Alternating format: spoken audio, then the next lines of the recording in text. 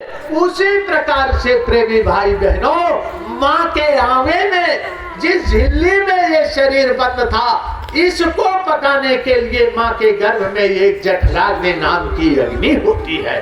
उस अग्नि से इस शरीर को पकाया जाने लगा। प्रेमी भाई बहनों, जैसे हमारी माताएं बहनें अपने घर में जब भोजन बनाती हैं तो पहले क्या है, चूल्हे के ऊपर हांडी रख दिया और उसमें पानी डाल दिया और नीचे से आग जला दिया, फिर उसमें दाल डाल दिया, चावल डाल दिया, तो आग की तपन से वो उछल उछल करके पक करके तैयार हो जाता है। उसी प्रकार से माँ के गर्भ में एक जठराग्नि नाम की अग्नि होती है। हमारे इस शरीर को उस जठराग्नि नाम की अग्नि से पकाया जाने लगा। अब विचार करो कि उल्टा टांग दिया जाए, मुंह में टट्टी पेशाब भर दिया जाए और नीचे से आग सुलगा दी जाए तो कितना कष्ट होगा। ये जीवात्मा कितने कष्टों को सहा, तो ये क्या किया कि उस कष्ट से निकलने का रास्ता ढूंढने लगी। हमारी माताएं बहनें कहने लगती है कि अब जीव गर्भ में आ गया है, बच्चा करवट बदल रहा है, लेकिन महात्मा कहते हैं कि अरे बच्चा, वो बच्चा करवट नहीं बदल रहा है, वो वहां से निकलने का रास्ता ढूंढ रहा है, लेकिन उसको कोई रास्ता नहीं मिल रहा। जब कोई रास्ता नहीं मिला प्रेमी भाई बहनों, तब हमारी आपकी जीवात्मा उस परमात्मा से विनती प्रार्थना करते हैं। जैसे आज हमारे आपके ऊपर कोई संकट मुसीबत आ जाए तो हम आप उस संकट मुसीबत से निपटने का रास्ता खोजते हैं।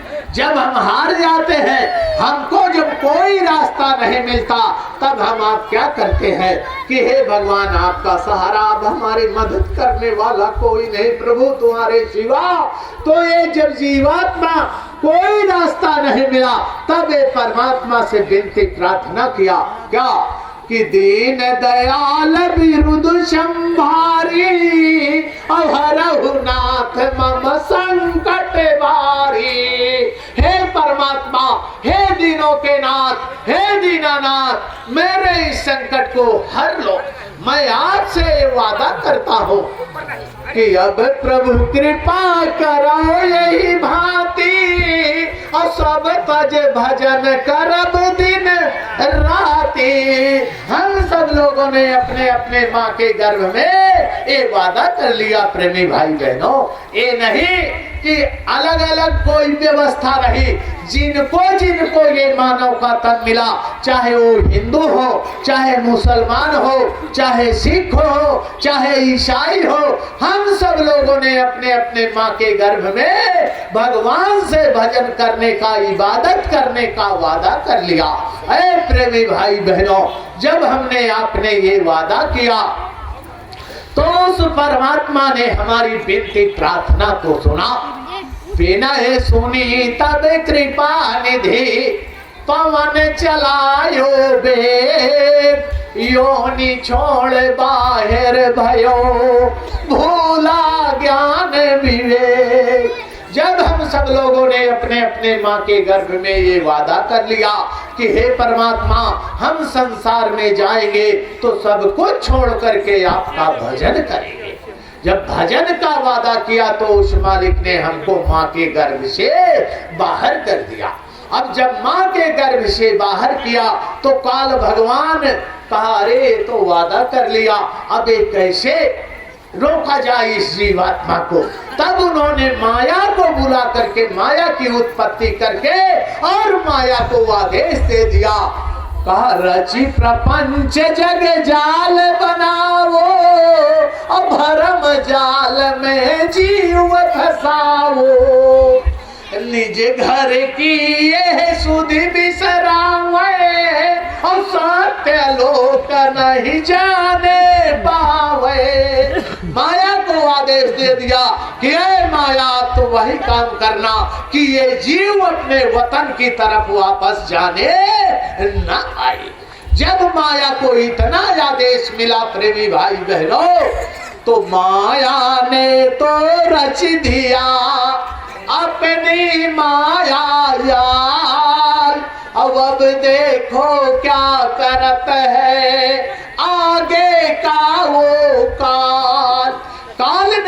माया को आदेश दिया, तो माया आदेश को पाकर के और अपने 5 पहरेदारों को, हमारी जीवात्मा को भगवान की तरफ जाने से रोकने के लिए खड़ा कर दिया।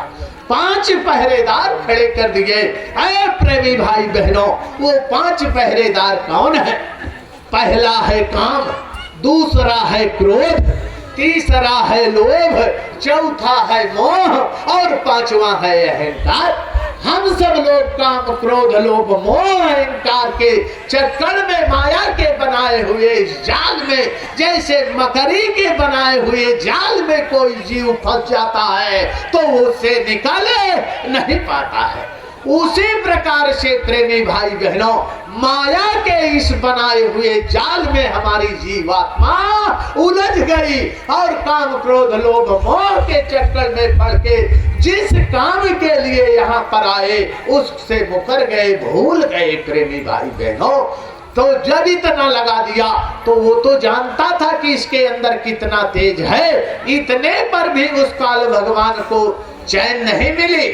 उसने फिर क्या काम किया कि काल बलि ने तुरंत ही कर्म बुलायो पास, और तब दोनों मिल रचने लगे काल कर्म की फांस।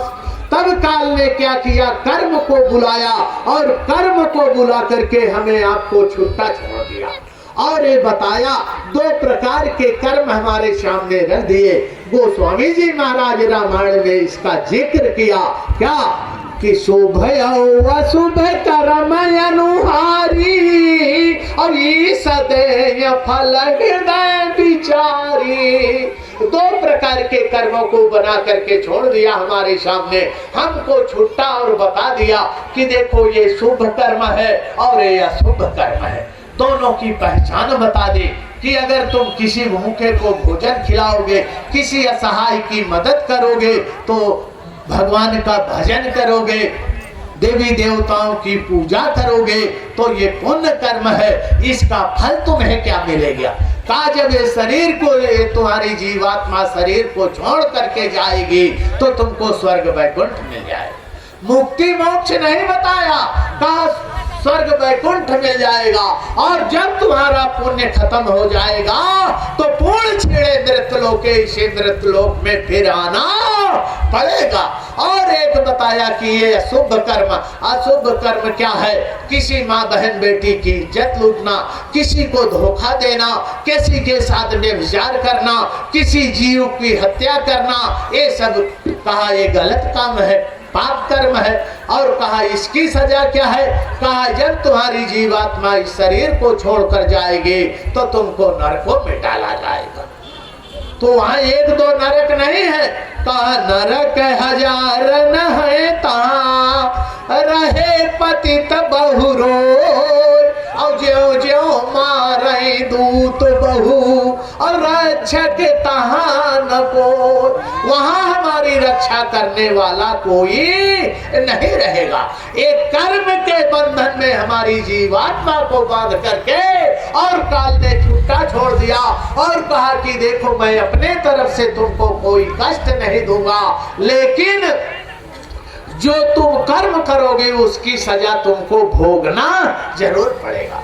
रामायण में लिखा है प्रेमी भाई बहनों कि काल रूप 3 कर्म भ्राता, अशुभ अशुभ कर्म फल दाता।